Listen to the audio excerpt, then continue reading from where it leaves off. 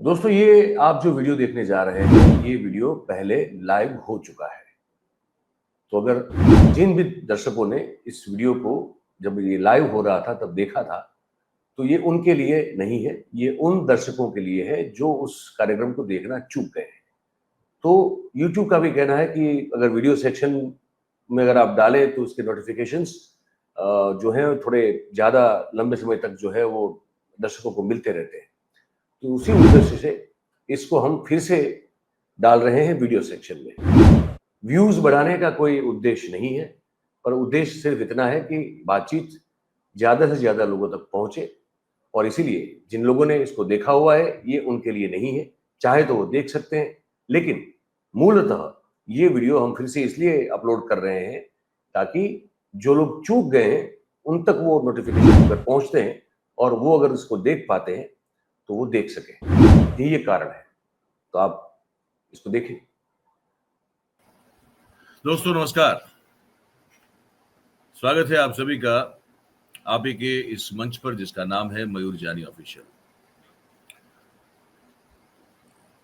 अब अमेरिका के राष्ट्रपति ने वो कहावत जो है वो हमारे में होती है ना कि हाथी के दांत जो है वो दिखाने के और चबाने के और। अब तक हम ये मानते थे कि ये कहावत पर पेटेंट जो है वो सिर्फ और सिर्फ हमारे प्रधानमंत्री की है, लेकिन इन्होंने इनको पीछे छोड़ दिया है, मात दे दी है। ईरान पर हम कार्रवाई करेंगे या नहीं करेंगे, उस बात को लेकर हम 2 हफ्ते में डिसाइड करेंगे, ऐसा निवेदन था भाई साहब का 4 दिन पहले। और कल जो है उन्होंने बम गिरा दिए। ईरान में 3 जगह पे बम गिराए गए और ये कहा गया कि जिन 3 जगहों पे बम गिराए हैं वहां पे यूरेनियम स्टोरेज था और यूरेनियम रिफाइन करने की प्रोसेसिंग यूनिट थी। मतलब कि आप अगर जानते ना हो तो मैं बता दूं आपको कि अगर न्यूक्लियर बॉम्ब बनाना होता है तो यूरेनियम जो है वो आपको चाहिए, और यूरेनियम चाहिए तो तकरीबन वो 90% शुद्ध रूप में, प्रोसेस्ड रूप में चाहिए, ताकि आप उससे फिर बम बना सकें। तो अमेरिका ने कहा कि यहाँ वो फैसिलिटीज थी जहां यूरेनियम को प्रोसेस किया जा रहा था, बम के लिए रिफाइन किया जा रहा था, और उसमें 60% तक ईरान कामयाब हो चुका था। और इसलिए हमको जो है इन 3 फैसिलिटीज पे हमला करना पड़ा और उनको उड़ाना पड़ा। ईरान ने एक जवाबी कहे तो हमला कर दिया है। इजराइल के बताया जा रहा है कि 10 शहरों पर, ये मेरे पास यहाँ भी अपडेट है कि 10 शहरों पर जो है वो कुछ हमले बोले हैं, दागे हैं। संभावना ये भी जताई जा रही है कि मध्य पूर्व में, मिडल ईस्ट में जो अमेरिकी मिलिट्री बेस हैं, हो सकता है कि शायद अमेरिका के प्रति अपना बदला लेने के लिए ईरान उनमें से किसी एक अमेरिकी सैन्य जो वहां पे जो थाना है, जो एयर जो उनका बेस है, उसको भी उड़ा सकता है। तो फिर अगर ये हुआ तो पता नहीं आगे क्या होगा। लेकिन ईरान ने एक चीज और भी कर दी है। ये हॉर्मुस एक खाड़ी है वहां पे, हॉर्मुस स्ट्रेट कहते हैं उसको। पास, हमने उसको हॉर्मुस पास इसलिए कहा कि वहीं से जो है मध्य पूर्व से, अगर मिडल ईस्ट से जो खाड़ी देश है महत्वपूर्ण, जो कि तेल का प्रोडक्शन, ऑयल का प्रोडक्शन करते हैं, और अगर वहां से ईरान समेत आपको बाई शिप, वेसल, जहाज के जरिए अगर आपको कच्चा तेल वहां से देके निकलना है तो वहीं से आना है, वहीं से जाना है। मैं दिखा भी दूंगा उस पर। जहां ईरान का क्षेत्र बनता है अधिकार, तो 25 किलोमीटर का या कुछ उसका नॉटिकल माइल समझ लीजिए आप, उतना पूरा इलाका ईरान के अधिकार क्षेत्र में आता है। ईरान ने उसको, उस पास को जहां से आ जा सकते हैं शिप्स वगैरह, उसको बंद करने का फैसला कर लिया है। तो अब इससे क्या होगा? बताया जा रहा है कि 20 से 25% कच्चा तेल जो है दुनिया भर के लिए, वो उस खाड़ी से गुजर के निकलता है। तो $78 या कुछ उसके आसपास उसको क्रॉस कर गया था कल रात को। बाकी की जानकारी तो हम हिमांशु को बुला रहे थे, हिमांशु देंगे आपको। तो कुल मिला के ये कैसे एक नाजुक मोड़ पे जाके ये पूरा मामला हमको दिखाई दे रहा है कि यहाँ से पता नहीं यूटर्न मुमकिन है। मतलब यूटर्न मतलब कि शांति वार्ता और कंप्रोमाइज और फिर डिप्लोमेटिक टॉक्स वगैरह और कैसे भी करके टेबल टॉक करके इस मामले को निपटाना मुमकिन है कि नहीं, हमको नहीं पता, वो समझना पड़ेगा। बड़ा मुश्किल लगता है मुझे। और ये भी समझना पड़ेगा कि ये जो ऑयल प्राइसेस अब तो बढ़ेंगी, क्योंकि अब तो उसमें कोई चारा है नहीं, तो उसकी असर क्या होगी। ये भी समझना पड़ेगा कि आने वाले देशों में, जैसे कि सऊदी अरेबिया ने इसकी बड़ी घोर निंदा की है।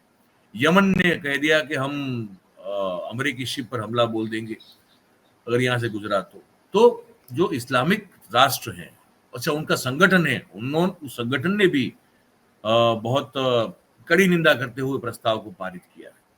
तो क्या ये पूर्णतः आने वाले दिनों में इस्लाम वर्सेस जियोनिज्म वर्सेस क्रिश्चियनिटी बनने जा रहा है? और अगर ये बनने जा रहा है तो फिर इसमें रूस और चीन कहाँ पे होंगे, और जहां पे होंगे वहां से उनके होने का प्रभाव क्या होगा? ये बड़े महत्वपूर्ण मुद्दे हैं। इस पर हम आज थोड़ी सी हो सके उतनी ब्रीफ में, लेकिन हर चीज को कवर करते हुए बात करेंगे। हिमांशु को मैं जोड़ देता हूं मेरे साथ। तो हिमांशु भाई, आपका स्वागत है। आपको भी सुप्रभात, और हमारे सभी दर्शक हैं उनको भी सुप्रभात।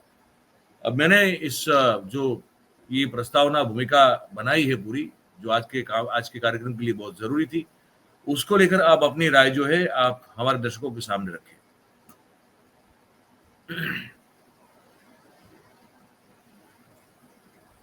नमस्कार द मयूर जानी ऑफिशियल दर्शकों को, जो भी ये शो देख रहे हैं, आपको सभी को, जो भी आपकी बैक टीम है। देखिए, बहुत क्लियर मुद्दा हो गया है। पहले एक बॉम्बिंग की गई ईरान की जो साइट्स थी उसके ऊपर, और उस तरीके का बॉम्ब डाला गया जो बंकर बॉम्ब जिसको बोलते हैं, बंकर बस्टर बॉम्ब। तो बंकर बस्टर बॉम्ब 3,500 किलो का एक बॉम्ब था, वो डाला गया वहां पे। सॉरी, 13,500 टन, सॉरी 3,500 किलो नहीं, 13,500 टन का एक बॉम्ब वहां पे डाला गया। और वो बाद में बोल रहे हैं कि वो साइट्स डिस्ट्रॉय कर दी है। लेकिन बहुत सारे वेस्टर्न मीडिया यानी कि इवन लग्जमबर्ग टाइम्स वगैरह से ये खबरें आ रही कि ये पूरी तरह से ध्वस्त नहीं हुआ है, अभी भी प्रोटेक्टेड है। तो अमेरिका का जो क्लेम है उसको वेस्टर्न मीडिया ने ही खारिज कर दिया है कहीं ना कहीं। जो मैंने आज अपने जो डिस्पैच न्यूज़लेटर में डेली देता हूं, उसमें ये बात मैंने बहुत सारे मीडिया को कोट करके लिखी है। लेकिन जिस तरीके से बॉम्ब दागा गया, हालांकि ये हुआ, ईरानियन साइट्स डिस्ट्रॉय हुई है नहीं हुई है इसका तो कोई पता नहीं है, लेकिन बिल्कुल कल ईरान की पार्लियामेंट ने एक डिसीजन ले लिया कि स्ट्रेट ऑफ हॉर्मुज हम बंद कर दें। वो एक तरीके से इकोनॉमिक चोक है, क्योंकि वर्ल्ड का अगर आप देखने जाए तो ऑलमोस्ट 70 to 80% कार्गो वर्ल्ड का वहां से पास होता है ऑयल का, और गल्फ कंट्रीज का 90 से ज्यादा परसेंटेज कार्गो उसी स्ट्रेट से पास होता है। मगर बहुत ही ये एक जिसको बोले केस स्टडी या पॉइंट ऑफ एजुकेशन से अगर आप देखने जाए तो ये स्ट्रेट ऑफ हॉर्मुज कितना इंपॉर्टेंट और स्ट्रेटेजिक है। 2008 में अल जजीरा ने एक रिपोर्ट की थी, वो यूट्यूब पे या इंटरनेट पे अवेलेबल होगी, कि दुनिया में कहीं पे भी मंदी हो, मतलब 2008 यानी हम बात कर रहे हैं लेमन ब्रदर क्राइसिस की। तो उन्होंने तब कहा था कि दुनिया में कहीं पे भी मंदी हो, लेकिन आर्म्स का बाजार जो है वो हमेशा तेजी में ही रहेगा, उसमें कहीं पे भी मंदी नहीं है। क्योंकि उन्होंने क्यों ये बात कही थी? क्योंकि एक तरफ यहाँ पे जो ईरान जिस तरीके से स्ट्रेट ऑफ हॉर्मुज के ऊपर एक खतरा मंडरा रहा था, उसके सामने सऊदी अरेबिया को अपना ऑयल कार्गो स्मूथली उसमें मोबिलाइज करने के लिए जो पेट्रोलिंग जहाज वगैरह चाहिए थे, जो टेक्नोलॉजी चाहिए थी, वो यूएसए की थी। तो ये रिपोर्ट का कहना था कि कुछ भी हो, लेकिन डिफेंस का धंधा जो है वो भले गंदा हो, लेकिन उसमें कभी मंदी नहीं आ सकती। यहाँ पे हम बिल्कुल यही चीज देख रहे हैं। तेल का कारोबार, और तेल जिस तरीके से निकलेगा तो तेल के भाव सीधे बढ़ेंगे, ये बहुत क्लियर बात आ गई है, क्योंकि आप एक पूरा का पूरा लॉजिस्टिक्स पॉइंट चोक कर रहे हैं। दूसरी तरफ जहां तक भारत की बात करें तो भारत अब तक ईरानियन ऑयल पे ज्यादातर निर्भर था, ईरानियन और रशियन ऑयल पे, लेकिन अभी भारत ने अपना कार्गो जो है वो ऑयल बास्केट जो डाइवर्सिफाई किया है। तो हरदीप सिंह पुरी ने भी कल रात को कॉल ट्वीट किया था कि हमारी नजर बनी हुई है 2 हफ्तों से कुछ जो मिडिल ईस्ट पे जो टेंशन हो रही है उसको लेके, और कहीं ना कहीं भारत का जो ऑयल कार्गो जिस तरीके से डाइवर्सिफाई किया गया है, और उसके अलावा जो जिस तरीके से बातें आ रही है कि इंडियन ऑयल कंपनीज के पास जो स्टॉक पड़ा है तो उसमें कोई प्रॉब्लम होगी नहीं। ये हुई बात भारत की ऑयल सिक्योरिटी वगैरह की, या जिस तरीके से आप लेने जाए। लेकिन मेरा कहीं ना कहीं मानना है मयूर की दुनिया में पूरी अगर आप देखने जाए तो जो लीडर्स है वो लीडर से ज्यादा व्यापारी है। राष्ट्रवाद का चोला पहन के एक तरीके से व्यापार ही कर रहे हैं। वो चाहे टेक्नोलॉजी के धंधे में हो, चाहे ऑयल एंड गैस के धंधे में हो, चाहे करेंसी के धंधे में, तो उनको वो बुल एंड बेयर रन जो है उसका बेनिफिट लेना है। हमने एक वीडियो देखा था डोनाल्ड ट्रंप का, जिसमें डोनाल्ड ट्रंप कहते हैं कि इसने $2.5 बिलियन बनाया, इसने $900 मिलियन बनाया। तो ये क्लियरली बात है कि सटोरियों की सरकार बन चुकी है। और जब सटोरियों की सरकार हो और तेजी मंदी का गैप आपने कम कर दिया है, मतलब 24 घंटे के अंदर तेजी मंदी की साइकिलें हो रही है, और जैसे ही आप शॉर्ट सेलिंग करके भाव तोड़ के कुछ बेचते हो, तो जैसे ही भाव ऊपर जाता है तो वो आपको वापस जो बेचा हुआ है वो आपने ही खरीदा और आप ही उसको बेच रहे हो, तो उसका बेनिफिट आप कहीं ना कहीं ले रहे हो। उसी चीज का टेस्टिमनी मेरे ख्याल से डोनाल्ड ट्रंप ने उस दिन व्हाइट हाउस के ओवल ऑफिस में जब कहा था कि इसने $2.5 बिलियन कमाया, इसने $900 मिलियन कमाया, टेरिफ को लेके जो बातें वो कर रहे थे कि टेरिफ को लेके किस तरीके से मार्केट में हाराकिरी और किसने कितना पैसा बनाया, तो कहीं ना कहीं ये बात उसमें बिल्कुल एक तरीके से अगर आप देखने जाए तो वो दिख रही है। अब मैं बात करना चाहूंगा नोम चॉम्स्की, जो कि एक फिलोसोफर है, थिंकर है। उन्होंने एक बात रखी है और उनकी कल कल से ये बात बहुत ही मतलब वैश्विक पटल पे ये बात बहुत ही चल रही है। नोम चॉम्स्की ने क्या कहा ये समझना चाहिए हमें भाई। बहुत अच्छे तरीके से उन्होंने कहा, the Iranian issue I don't think has much to do with the nuclear weapons frankly. मतलब उनका कहना है कि ईरान का जो ये मामला है जिसमें बात कही जा रही है कि न्यूक्लियर वेपन्स वगैरह को लेके जो खतरा है पूरी दुनिया पे, वो मामला नहीं है, ऐसा नोम चॉम्स्की बोलते हैं। Nobody is saying Iran should have nuclear weapons or should anybody else. मतलब कोई ये नहीं बोल रहा है कि ईरान के पास एक तरीके से देखने जाए तो न्यूक्लियर वेपन्स होने चाहिए या किसी और के पास भी होने चाहिए। तो मतलब न्यूक्लियर वेपन्स को तो नो नो ही। But the point in Middle East is as distinct from North Korea is that this is a centre of world's energy resources. अभी नाम चॉम्स्की जो है he nails the coffin, he says कि ये जो पूरा का पूरा मिडिल ईस्ट का जो खेल है वो नॉर्थ कोरिया से थोड़ा अलग है और ये तेल का खेल है। Originally the British and secondarily the French had dominated it. मतलब उनका कहना है कि पहले ब्रिटिशर्स ने इसके ऊपर कब्जा जमाया था, बाद में फ्रेंच ने जमाया था। But since world war, second world war, it has been the US preserve. मतलब सेकेंड वर्ल्ड वॉर की अगर हम बात करें तो सेकेंड वर्ल्ड वॉर के बाद जिस तरीके से यूएसए को लगा कि लड़ाई के लिए सबसे महत्वपूर्ण अगर कोई कमोडिटी है तो वो तेल है, तो उसके ऊपर उसने अपना पकड़ जमा के रखा था। मतलब ये पूरा तेल का खेल था। That's been an axiom of US foreign policy. मतलब यही एक प्रायोरिटी रही है यूएस फॉरेन पॉलिसी की।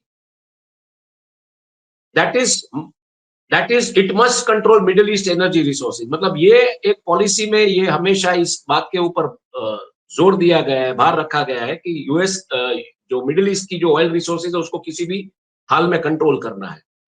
If the United States used no Middle East oil, it would have the same policies. अगर मिडिल ईस्ट ने यूनाइटेड स्टेट्स का oil use नहीं किया, जो कि वो नहीं कर रहा है पिछले कई सालों से, क्योंकि उनके वहां पे भी रिसोर्सेज पे वो बहुत ही मतलब सेल्फ सफिशिएंट है, पर उनकी पॉलिसी फिर भी रहेगी क्योंकि वो जो पेट्रोल के साथ जो डॉलर लिंक्ड है, जो अभी पेट्रोल के साथ अभी युआन लिंक हुआ है, पेट्रोल युआन जो हुआ है, तो उसकी वजह से उनकी पॉलिसी में कोई चेंज नहीं आएगी और वो किसी भी तरह उसको कंट्रोल करना चाहेंगे।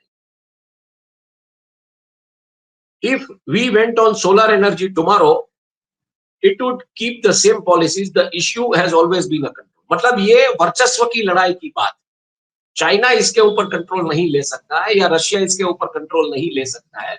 भले वो यूएस उसका तेल यूज करे ना करे, कल को पूरी दुनिया सोलर में चली जाए, लेकिन ये वर्चस्व की लड़ाई होने की वजह से वहां पे अपना वर्चस्व टिकाए रखने के लिए। और पूरे के पूरे युद्ध आप जितने भी देखेंगे मिडिल ईस्ट में, जहां पे अमेरिका ने इंटरवेंट किया हो, चाहे वो इराक का मतलब कुवैत के ऊपर जो सद्दाम हुसैन ने किया था हमला 90 के दशक में, और उसके बाद जो लड़ाइयाँ चली, या फिर आप MENA रीजन में जो क्राइसिस देख लीजिए, जहाँ पे ऐसे जो मतलब अथॉरिटेरियन नेता से वो खत्म हो गए, मुअम्मर गद्दाफी हो या होस्नी मुबारक हो, तो कहीं ना कहीं तेल के रिसोर्सेज को किस तरीके से कैप्टिवेट करना था, इसी के ऊपर लड़ाई थी और यही पॉलिसी। अब आप बात करते हैं, जो मैंने कहा कि 24 घंटे में जो ये खिला हो रहा है, हर 24 घंटे पे आप तेजी मंदी का खेल कर रहे हैं, तो आज आप देख लीजिए गोल्ड, ऑयल और करेंसी, इनके भाव किस तरीके से खुलते हैं जैसे ही शाम को अमेरिकन बाजार खुलता है। तब तक शायद कुछ ऐसी बातें आएगी पीस टॉक्स की। अमेरिका ऑप्टिक्स बिल्ड करता है, ट्रंप आते हैं सत्ता में, कहते हैं कि मैं वर्ल्ड वॉर 3 होने नहीं दूंगा, मतलब डेफिनेटली वर्ल्ड वॉर 3 की तरफ वो ले जा रहे हैं। वो राउडी राठौड़ की तरह है कि मैं जो बोलता हूं मैं करता हूं, वो जो नहीं बोलता हूं मैं डेफिनेटली करता हूं। तो वो हो रहा है, और हम पत्रकार लोगों को हमेशा इस चीज के लिए ट्रेन किया जाता है कि क्या नहीं बोला जा रहा है उसके ऊपर आप फोकस कीजिए। तो हम इन मुद्दों के ऊपर फोकस करते हैं कि क्या नहीं बोला जा रहा है, और जब वो बोलते हैं कि वर्ल्ड वॉर 3 नहीं होने देंगे, तो वो बिल्कुल एक तरीके से एक बैक चैनल कहीं ना कहीं ऑपरेट कर रहे हैं ऐसा लग रहा है। और मैं ऐसा क्यों बोल रहा हूँ कि वो ऑपरेट कर रहे हैं ऐसा लग रहा है, और वो अपने व्यापार के इंटरेस्ट के लिए कर रहे हैं। अमेरिकन पॉलिसी और अमेरिकन ऑप्टिक्स ऐसा है, एक अमेरिकन नेता जब किसी चीज के ऊपर हाथ रखेगा, वो जब बोलेगा कि यूक्रेन और रशिया के बीच लड़ाई झुक जानी चाहिए, रुक जानी चाहिए, तो वो रुकती है, लेकिन वो रुकती नहीं है। यहाँ थोड़ी मोमेंट के लिए सीज फायर होता है, बाद में बैकफायर होना शुरू हो जाता है। बात आती है वर्ल्ड के जो रेयर अर्थ मेटल्स है, वहां पे जो रिजर्व है उसको कंट्रोल करने की। व्यापारिक ट्रंप की हर एक ट्वीट में आप देख लीजिए, चाहे इंडिया पाकिस्तान की बात हो या कोई भी बात हो, व्यापारिक इंटरेस्ट से उसको जोड़ते हैं, बोलते हैं कि व्यापारिक इंटरेस्ट है तो इनको लड़ना नहीं चाहिए।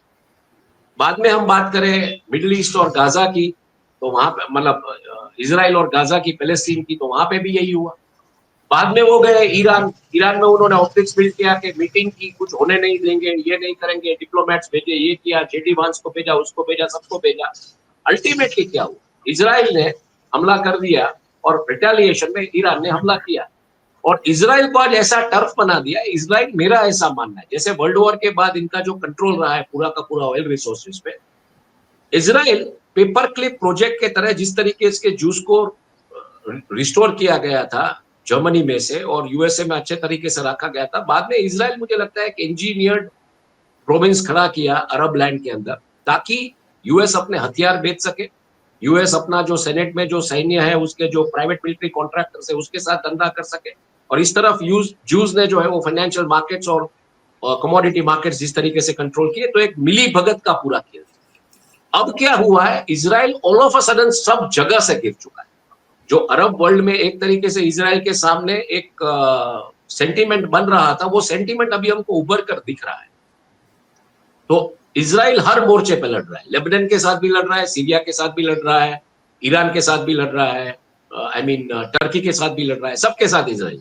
तो सडनली इजराइल जो एक लड़ाई किसी एक के साथ होती थी, वो अब इजराइल को सभी जगह पे लड़ रहा है। इसके चलते जो अनसर्टेनिटी पैदा होगी, ऑयल के दाम बढ़ेंगे, गोल्ड के दाम बढ़ेंगे, और करेंसी उसकी कोर रहेगी, क्योंकि कोई भी कंट्री जो है वो ऑयल और गोल्ड इंपोर्ट करती है इन ज्योग्राफीज से। तो उसकी वजह से डॉलर का जो डोमिनेंस है युआन के सामने, वो अकबंद रखने के लिए कहीं ना कहीं लड़ाई है, लेकिन उसमें बिल्कुल बिजनेस इंटरेस्ट भी है। और क्रिप्टो करेंसीज है जो they are back by US dollar, तो जब यूएस डॉलर बढ़ता है तो क्रिप्टो करेंसी भी बढ़ती है। जो किकबैक्स आते हैं डिफेंस डील्स में, बड़े बड़े डिफेंस डील्स होते हैं, वो किकबैक्स जाते हैं क्रिप्टो, तो क्रिप्टो की भी डिमांड बढ़ी। तो मुझे लगता है कहीं ना कहीं ये पूरा मामला व्यापार से जुड़ा हुआ है, और इसको मतलब शायद वर्ल्ड वॉर 3 की तरफ ना ले जाए, तो भी मुझे लगता है सब अपना स्कोर सेटल कर रहे हैं। चाइना ईरान को सपोर्ट कर रहा है, 2 प्लेन भेजता है, उसके रडार ऑफ करके, कहा जाता है कि उसमें वेपन्स थे। रशिया ओपनली ईरान को सपोर्ट करता है, पाकिस्तान ओपनली ईरान को सपोर्ट करता है। तो कहीं ना कहीं जो एक नई जो व्यवस्था बन रही है क्रिंक्स की, China, Russia, Iran, north Korea and Saudi Arabia, उसमें एक तरीके से अमेरिका, जो नाउन चॉम्स्की बोल रहे हैं, अमेरिका अपना वर्चस्व जमाए रखना चाहता है, अपने डॉलर को मजबूत रखना चाहता है। वो पॉसिबिलिटीज नहीं है मुझे लगता है इसके सामने, जिस तरीके से एक दरी बिल्ड हो रही है। अब इसमें इंडिया फिलहाल तो अपनी ऑयल सिक्योरिटी, ऑयल एनर्जी के ऊपर बात कर रहा है, अपने लोगों को लाने की बात कर रहा है। मुझे लगता है यही पॉलिसी होनी चाहिए, क्योंकि डिप्लोमेटिक फ्रंट पे अभी आपको किस खेमे के साथ रहना है, मुझे लगता है ये बड़ी एक डिसीजन होगी। और इसके चलते मयूर ये मैं मान रहा हूँ कि इसके चलते बहुत स्ट्रांगली, क्योंकि मेरा कुछ अभी मेरा बैठना हुआ कुछ बीजेपी के ऐसे लोगों के साथ, और उन्होंने कहा है कि अभी हमको एक आदेश आ गया है कि आपको हर घर जाके वन नेशन वन इलेक्शन की बात करनी। तो इसके चलते वर्ल्ड की जो क्राइसिस है, वो जो आपदा में से अवसर ढूंढने की जो बात आती है सत्ता में बैठे लोगों की, तो इसको ले जाएंगे इस तरीके से कि महंगाई है तो चुनाव नहीं कर सकते, तेल के दाम बढ़े, और पब्लिक को महंगाई की इतनी मार पड़ेगी, क्योंकि इसमें करीबन तेल के जो दाम है, अभी बात आ रही है 4 से 5 रुपया बढ़ेगा पेट्रोल का दाम। मुझे लगता है आने वाले 1 साल में अगर यही परिस्थितियां रही तो 25 से 30 रुपया प्रति लीटर पेट्रोल का दाम बढ़ सकता है, ये संभावना मैं देख रहा हूँ। तो उसके चलते बातें यही आएंगी कि इलेक्शन नहीं करते, महंगाई है, पब्लिक महंगाई की मार में पड़ रही है, हम ऑयल मैनेज कर रहे हैं, हमको ये सब नहीं करना है। उसके बीच ये उनके बैक चैनल से वन नेशन वन इलेक्शन का होगा, और ये खेला होने की संभावना मैं फिलहाल देख रहा हूँ जब तक भारत की जो बात हो रही है, इंटरनेशनल लेवल पे जो बात हो रही है।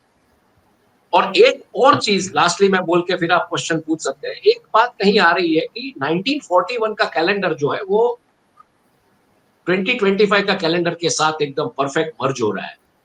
तो वो जो परिस्थितियां उस 1941 में थी, वर्ल्ड वॉर 2 की जो कगार पे पूरी दुनिया थी, जिस तरीके से पूरी दुनिया में तहस नहस मचा, पूरी एक पावर शिफ्ट हुई, तो ये संभावना यहाँ फिलहाल देखी जा रही है। और अमेरिका की जो हेजेमोनी रही है किसी को भी किसी तरीके से मनवाने की, आज ऐसा बड़बोला नेता आ गया है कि उसको कोई सीरियसली नहीं ले रहा है।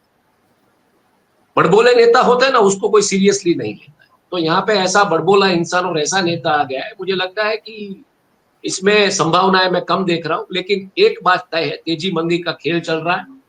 आप मार्केट्स ट्रैक कीजिए, जब से ट्रंप आए तब से लेके ऑयल के दाम देखिए, आज करीबन 85-95 डॉलर्स के आसपास खेल रहे हैं, वो 125 तक जाने की संभावना है, जो 2007 की तेजी में हुआ था। लेकिन यहाँ पे तेजी होगी, ट्रिगर किया गया है तेजी को, और करीबन 1.5 दशक से हमने कभी ऐसा 1.5 या 2 दशक से तो हम ये बात सुनते आ रहे हैं कि कभी फिजिकल वॉर नहीं होंगे, वॉर होंगे तो इकोनॉमिक होंगे, टेक्नोलॉजिकल होंगे। लेकिन आज हम देख रहे हैं मयूर कि फिजिकल वॉर के मोर्चे हर एक क्षेत्र में खुल चुके हैं, चाहे वो मिडिल ईस्ट हो, अमेरिका में अमेरिका सिविल वॉर की कगार पे हो, साउथ अमेरिका में तो ऑलरेडी क्राइसिस थी। मैं ये समझना चाहता हूँ हिमांशु, जैसे आपने अभी कहा, जो मुझे बड़ा महत्वपूर्ण लगा, और मुझे लगता है कि दर्शकों को, क्योंकि हम लोग आम लोग हैं, मतलब हम देश के नागरिक सभी, या तो दुनिया भर के नागरिक, वो आम लोग हैं, उनको तेजी मंदी का खेल वो होता है, ऊपर वाले पैसे वाले लोग खेलते हैं। उनको सवाल ये होता है मन में कि भैया ये सब जो हो रहा है उससे क्या, जैसे आपने अभी अंत में कहा कि 25 रुपए से 30 रुपए तक प्रति लीटर पेट्रोल का दाम बढ़ सकता है ना, हमारे यहाँ, हमारे देश की बात कर रहे हैं, ठीक है, बिल्कुल बिल्कुल। तो अगर ये हो सकता है तो हमारे सबके लिए तो महत्वपूर्ण ये है कि ट्रंप के समर्थक कमाए, ट्रंप कमाए, मोदी साहब के दोस्त कमाए, दोस्त तो कमा रहे हैं, वो कहाँ नुकसान कर रहे हैं, वो लगातार कमा रहे हैं, वो कमाते रहेंगे, वो समझ रहे हैं। लेकिन हम लोग जो कि जिनकी आय जो है वो तो जैसी की तैसी है, उसमें कोई ऐसी वृद्धि होती नहीं है। हाँ, ये सीन जरूर देखा हमने कि हमारे देश में तो बहुत सारे लोगों की आय प्रतिशत कम हुई, पर कैपिटा इनकम कम हुई, ये भी कहीं देखने को मिला। तो हम लोग जो कि सामान्य लोग हैं, मध्यम वर्गीय, निम्न मध्यम वर्गीय, गरीब लोग हैं इस देश में, जिसका प्रमाण संख्या बहुत ज्यादा है, उनके लिए अगर 25 या 30 रुपए पेट्रोल या ईंधन फ्यूल का दाम बढ़ता है, एलपीजी का भी बढ़ेगा, बिल्कुल बढ़ेगा, आपका हर चीज बढ़ेगी ना, आपका पेट्रोल, जीवन जरूरियात की जो चीजें हैं, दूध सब्जी सबका दाम बढ़ेगा, तो उसके चलते हर चीज का दाम बढ़ेगा। आपकी अगर टू व्हीलर है छोटा सा, तो उस टू व्हीलर में आप अगर ये पेट्रोल डलवाते हैं तो उसका भी दाम बढ़ेगा। बिल्कुल। तो मैं ये समझना चाहता हूं कि ये आप कब तक होता हुआ एज्यूम कर रहे हैं, आपका एक परसेप्शन क्या है उसके बारे में, और ये हुआ तो इस देश की महत्तम जनसंख्या पर इसका क्या प्रभाव पड़ेगा आर्थिक दृष्टिकोण से, ये जरूर से बताया। नहीं, देखिए क्लासिक एग्जांपल सूरत है, सूरत रिवाइव होने की कोशिश कर रहा है, सूरत रिवाइव नहीं हो रहा है वेस्ट की जो क्राइसिस है उसकी वजह से, क्योंकि डायमंड्स आप खाते नहीं है, डायमंड्स जो है वो लग्जरी प्रोडक्ट है, और सीधा इसका असर अगर आपको गुजरात में देखता हो तो मुझे लगता है सूरत एक बार हमको जाना चाहिए। 2-1 वीक के बाद तो पूरा का पूरा एक मतलब हमको एक गेजिंग मिलेगा। तब तक बारिश भी हो चुकी होगी, तो जो सूरत का सेंटिमेंट रहता है, रूरल भी रहता है। बारिश अच्छी हुई थी तो एक कॉन्फिडेंस रहता है कि दाना पानी का प्रॉब्लम नहीं होगा, काम कर लेंगे, आ जाएगा सौराष्ट्र से दाना पानी। तो मुझे लगता है मानसून जमने के बाद 2 वीक के बाद जुलाई के मिड में या जुलाई के एंड में हम चलते हैं सूरत और वहां पे जाके ग्राउंड रिपोर्ट करते हैं, जैसे हमने मीठापुर में की थी। महंगाई बिल्कुल बढ़ेगी, नो डाउट अबाउट दैट। नौकरियां है नहीं, डिस्पोजेबल इनकम नहीं है, डिमांड टूटी हुई है। जो ग्रोथ आप देख रहे हैं, तो महंगाई बढ़ने की वजह से जो ग्रोथ आएगी वो वैल्यू ड्रिवन ग्रोथ होगी, वॉल्यूम ड्रिवन ग्रोथ नहीं होगी। और इसके चलते मैं और चीजें भी देख रहा हूं।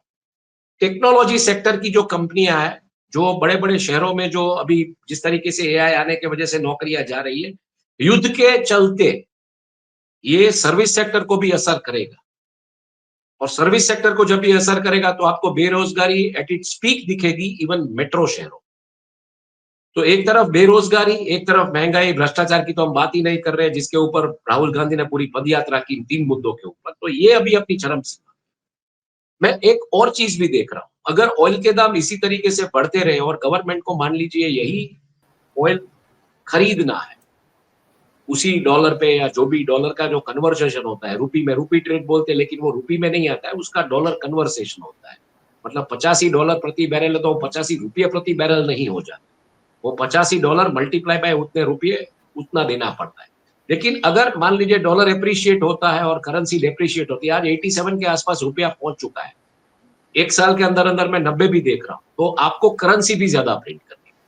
करेंसी ज्यादा प्रिंट करेंगे तो इन्फ्लेशन बिल्कुल एट इट्स पीक जाएगा। मतलब आज की तारीख में मयूर, अगर एक नॉर्मल फैमिली, 2 लोगों की फैमिली, उसको अगर मान लीजिए नाश्ते में ब्रेड और खाली मक्खन खाना है तो ₹100 लगता है। महंगाई उस लेवल पे है। प्रतिदिन रोज की बात कर रहे हैं आप? नहीं, अगर रोज कभी खाएं कभार मान लीजिए, कभी कभार एक उन्होंने बार का सोचा कि खर्चा, वीक पे, मतलब हाँ, एक बार वीक का पे एक आध खर्चा है। बार नाश्ता अच्छा करना है, अच्छा नाश्ता करना है, तो वो ₹100 तो खाली ब्रेड एंड मक्खन का हो जाता। तो बिल्कुल चीजों के दाम बढ़ेंगे और ग्रोथ जो की बात आ गई 6.3%, 6.5% की जो बात आ रही है वो बढ़ सकती है, लेकिन वो वैल्यू ड्रिवन ग्रोथ होगी, वॉल्यूम ड्रिवन नहीं। और उसके ऊपर जीएसटी का कलेक्शन सरकार का बढ़ेगा। तो सरकार अभी विन विन सिचुएशन में बैठी, लेकिन प्रजा बहुत ही मतलब फाइनेंशियली और इस तरीके से हायरार्की में चली जाएगी। और मैं मतलब अपनी चैनल के जरिए एक ही चीज कहना चाहूंगा कि अपने खर्चों को थोड़ा काबू में लीजिए और बिना मतलब फिजूल खर्ची मत कीजिए। बहुत ही ये साल जो है वो बहुत ही मतलब किस दिशा में जाएगा पता नहीं।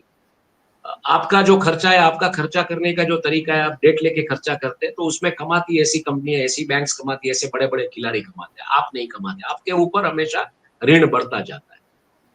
तो आई थिंक ओवरऑल ये महंगाई की मार बिल्कुल बड़ी होने वाली है। और जैसे मैं बात कह रहा था युद्ध के मोर्चों की, तो अब युद्ध के मोर्चे खुलना शुरू हो गए पूरी दुनिया में।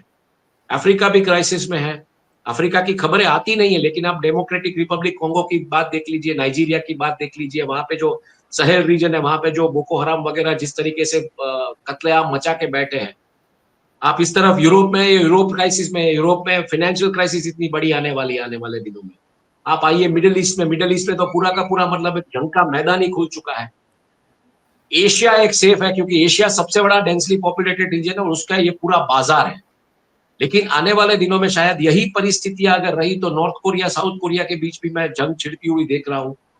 चाइना रेड मतलब साउथ चाइना सी में, फिलहाल तो चाइना एक इंडिया के साथ उस तरीके से करके बैठा है, लेकिन साउथ चाइना सी में अपनी मूवमेंट्स बढ़ाएगा। ऑस्ट्रेलिया तक वो जा चुका है, ऑस्ट्रेलिया न्यूजीलैंड तक। तो उसमें मैं देख रहा हूँ ताइवान और फिलीपाइंस के साथ भी उसका लफड़ा कुछ ना कुछ छोटा मोटा चलता रहेगा। इंडिया पाकिस्तान भी बहुत ही सेंसिटिव है। भले आपने सीज फायर ये सब बातें कर ली, लेकिन अगर पीओके के चलते कुछ होता रहा, मुनीर को जिस तरीके से ओसामा बिन लादेन कहा है मिडिल ईस्ट मॉनिटर ने कि वो वहां का यूनिफॉर्म में ओसामा बिन लादेन है, मिडिल ईस्ट मॉनिटर करके एक जो है वेबसाइट, उसने ये कहा है। तो जब ऐसी मानसिकता वाले लोग सत्ता में बैठे हो तो बहुत ही एक uncertainty, the only word is uncertainty. और आप सेंट्रल बैंकर्स को देख लीजिए, सेंट्रल बैंकर्स इंटरेस्ट रेट्स को, चाहे वो यूएस फेड हो, हमारी मतलब ऋण संस्था है आरबीआई, वो स्टेटस को मेंटेन करके बैठे, उसमें ना बढ़ोतरी कर रहे ना घटा रहे। हालांकि यहाँ पे 50 पॉइंट घटा बोला कि 2.5 ट्रिलियन रुपीस आपको मिलेगा घुमाने के लिए, लेकिन घुमाएंगे कहाँ 2.5 ट्रिलियन रुपीस? आपके पास वापस करने के लिए भी तो होना चाहिए, मार्केट भी तो खुलना चाहिए। आज मान लीजिए एमएसएमई वाला पैसा लेके कुछ करना चाहता है, कारखाने वाला छोटा, तो वो जो प्राइसिंग है, फ्रेट कॉस्ट है, इंश्योरेंस कॉस्ट है, वो तो इतनी चढ़ चुकी है, उसका तो मतलब प्रॉफिट ही खत्म हो जाता है उसका। तो ये पूरा का पूरा माहौल है। इस माहौल के चलते आप कैसे मैनेज करेंगे, ये थोड़ा देखना पड़ेगा। ये देखना पड़ेगा, बात सही है। पर जैसे आपने कहा हिमांशु यार, मैं वो सोच रहा था, जैसे आपने कहा कि आपके खर्चे कम कीजिए, है ना, आप हो सके उतना कम खर्च में जीने का प्रयास करें। हिमांशु यार, 80-81 करोड़ लोग तो ऐसे ही राशन पे जी रहे हैं। जी रहे, बिल्कुल। बाकी के लोग भी मुश्किल से उतना कमा रहे हैं कि 2 टाइम का खाना जो है वो मुश्किल से करे। मुश्किल से होता है, सही बात है।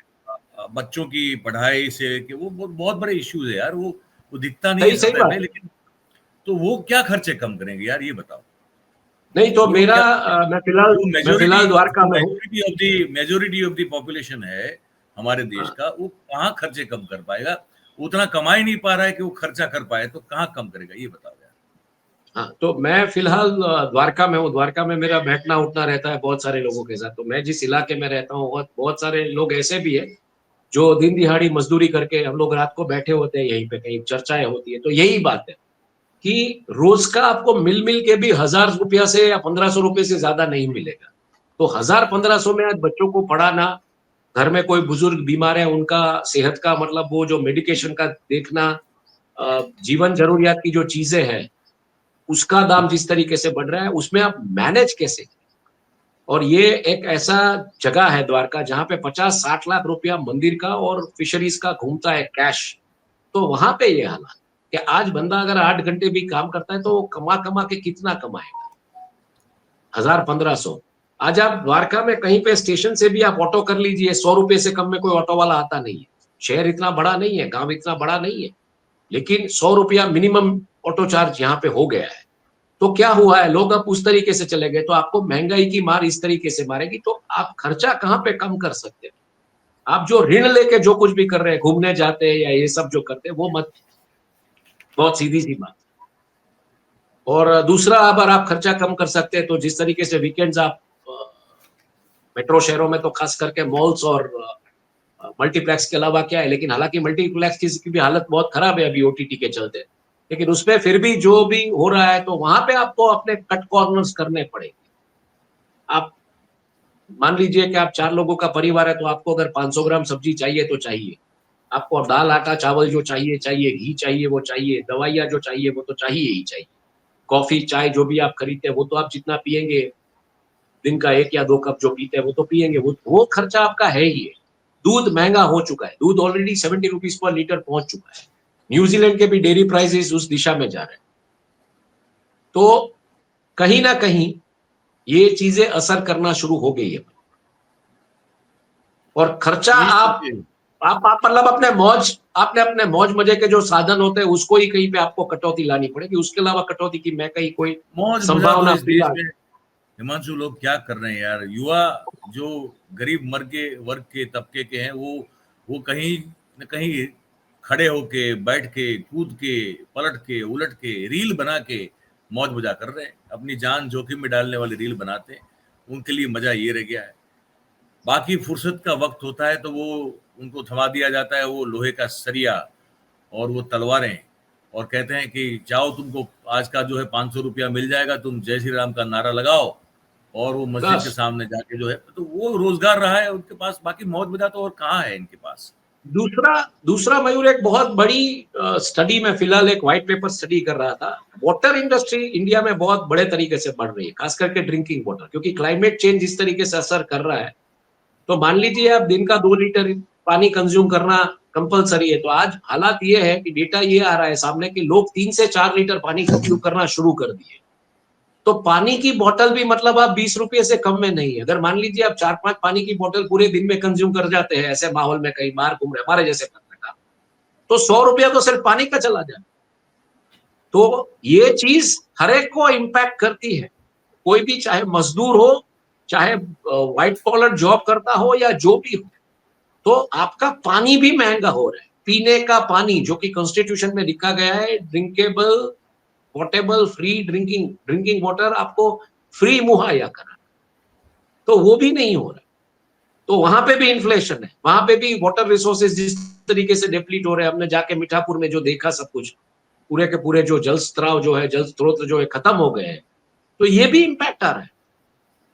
तो आप कहां से कट कॉर्नर्स कर करके कहां से करें, ये चीज है। ये बात बड़ी है यार, वो कहाँ से खर्च कम करें। आप आप सांस लेना तो बंद नहीं कर सकते, हालांकि उस पर कोई टैक्स नहीं है, अभी वो खुशी की बात है। बाकी तो आप माचिस की डिबिया ले, वहां से लेके आप कुछ भी खरीदे, आपको टैक्स देना है। जरूरी नहीं है कि आप बिल्कुल देना। इनकम टैक्स भरते हो, इनकम टैक्स पेयर हो, ये जरूरी नहीं है। आप हर किसी का इस देश में टैक्स में योगदान है, डायरेक्ट नहीं तो इनडायरेक्ट टैक्स के तौर पे, और उन पैसों का हिसाब हमको ठीक से दिया भी नहीं जाता है। एक मिनट, एक मिनट। हाँ बताओ। अच्छा, वो शायद इनका कोई नेट का इश्यू है। तो ये ऐसे हालात में ये 100 करोड़ 110 करोड़ के आसपास इस देश के जो लोग हैं वो क्या करें, ये समझना बड़ा मुश्किल है। और दाम बढ़ेंगे, देखिए महंगाई बढ़ेगी। और तेल, जैसे अभी हिमांशु ने शुरुआत में कहा कि भाई चलिए हमारी जो ऑयल कंपनीज हैं सबने तेल प्रोक्योर करके, मतलब कि एक स्टॉक है उनके पास, लेकिन वो स्टॉक भी ऐसा नहीं होता है कि 6 महीने चलेगा। वो स्टॉक भी होता है तो कितना होता है हिमांशु, 1 आध महीने का होता है स्टॉक आपके पास, 2 महीने का होता है, कितना होता है स्टॉक? वीक्स का है, हाँ, महीने का वीक भी का नहीं है, होता कुछ है, हफ्तों का। कुछ हफ्तों का होता है ना। तो ऐसे में जब ये इसलिए ये मैंने शुरुआत में कहा कि अगर ये हो गया 25% कटौती, तो अभी लग गई, समझ लो पूरे दुनिया की जो जो कच्चे ऑयल की जरूरत है उस पर 25% कमी आप सब पकड़ के चल लो अभी से, तो तेल का दाम बढ़ेगा। और तेल की जरूरत तो रहने वाली है, तेल तो इस्तेमाल होगा ही होगा, वो तो कंपलसरी है हमारे लिए। हम भारत की बात करें तो हालांकि हम सोलार में बहुत कुछ अद्भुत, या तो रिन्यूएबल एनर्जी में बहुत कुछ अद्भुत कर सकते हैं, लेकिन हम कर नहीं पा रहे हैं। चाइना ने बहुत कमाल कर दिया है, वो हमने आपको एक वीडियो पूरा कार्यक्रम दिखाया था। चाइना गजब का कर रहा है उसमें रिन्यूएबल एनर्जीज में, चाहे वो सोलार हो, विंड हो, या वाटर बेस्ड क्यों ना हो। हमारी पहुंच वहां भी नहीं बनी हुई है। हमारे नेता लोग जो हैं वो बड़े बड़े पार्क का उद्घाटन कर देते हैं, फिर उसके बाद वो सब टाई टाई फीस होता है। तो तेल की खपत कम नहीं होगी, तेल के दाम बढ़ेंगे, और तेल के दाम के बाद हर चीज के दाम बढ़ेंगे, और हमारी आय तो बढ़ने वाली है नहीं। पता नहीं क्या होगा, अब जो भी है हमने आपके सामने रख दिया। मान लीजिए जैसे नाओम चॉम्स्की ने कहा कि पूरी की पूरी दुनिया अगर सोलर पे भी चली जाए, फिर भी ये लड़ाई इसलिए नहीं रुकेगी कि वर्चस्व की लड़ाई है। तेल के भंडारों को ऊपर जो अमेरिका को जो कब्जा जमाए रखना है, क्योंकि ऑयल ही ऐसी कमोडिटी है जिसके जरिए आप पूरी दुनिया में क्या है, 86% रिजर्व जो है वो 3 ज्योग्राफी में बटे, former Soviet union, middle east और साउथ अमेरिका। तो अमेरिका अपने आप तक तरीके से सेल्फ डिपेंडेंट हो चुका है, उसने सीख लिया है सेकंड वर्ल्ड वॉर से कि ऑयल हमको किसी भी तरह हमको सेल्फ डिपेंडेंट। बाकी जो रिसोर्सेज पे वो कंट्रोल करके बैठा है, वहां से आय आ रही। अब ये ऐसी बात है मयूर कि हमारे जर्नलिज्म में भी हम देखते हैं ना कि कई लोग रिटायर होने के बाद भी नौकरी में बने रहते हैं और साइड में साइड हसलिंग भी करते रहते हैं। तो वो नौकरी नहीं छोड़ेंगे, वहां पे जो फिक्स है वो अपना रखेंगे, तो वो वर्चस्व वहां पे अपना बनाए रखेंगे। वैसे ही यहाँ पे मिडिल ईस्ट जो है, मिडिल ईस्ट की जो ऑयल रिसोर्सेज है, उसके ऊपर यूएस अपना पकड़ और अपना जो रसूख है, अपना जो वर्चस्व वो बनाए रखना चाहता, क्योंकि वो एक रेवेन्यू स्ट्रीम है। उस रेवेन्यू स्ट्रीम के ऊपर यूएस सेनेट के बहुत सारे खर्चे चल रहे हैं, तो रेवेन्यू स्ट्रीम छोड़ेगा नहीं। बात ये है, बात सही भी है, यही हो रहा है, यही होता हुआ दिखाई दे रहा है, और ये अब तक हुआ है। तो इतिहास भी उसी बात की साक्षी देता है। तो मुझे लगता है हिमांशु, हमने इस मुद्दे को बड़े संक्षिप्त और फिर भी बहुत प्रॉपरली कवर करते हुए आपने दर्शकों तक पहुंचा दिया है। बाकी जो दर्शक गुजरात में आज उपचुनाव के बाई इलेक्शन के परिणाम है, आज वोटिंग जो है वो काउंट हो रहा है, मतगणना हो रही है, तो उसको लेकर हमारे जो भी दर्शक हैं जो कि उसको समझना, देखना और चाहते हैं तो आप हमारे ये जो गुजरात रिपोर्ट है ना, ये कौन सा वाला हाथ करूं मैं, ये वाला, ये जो देख रहे हैं, ये इधर जो है गुजरात रिपोर्ट, वो आप जाएंगे वहां पे तो आपको अभी एक आधे घंटे में उस पर जो है बातचीत दिलीप भाई, और शायद हो सकता है मैं भी जुड़ जाऊं, हो सकता है शायद हिमांशु भी जुड़े, लेकिन आपको वहां पे पूरा उसका ब्यौरा मिलेगा। वहां पे आप जाके गुजरात संबंधित खबरें आप वहां पे जाके देख सकते हैं।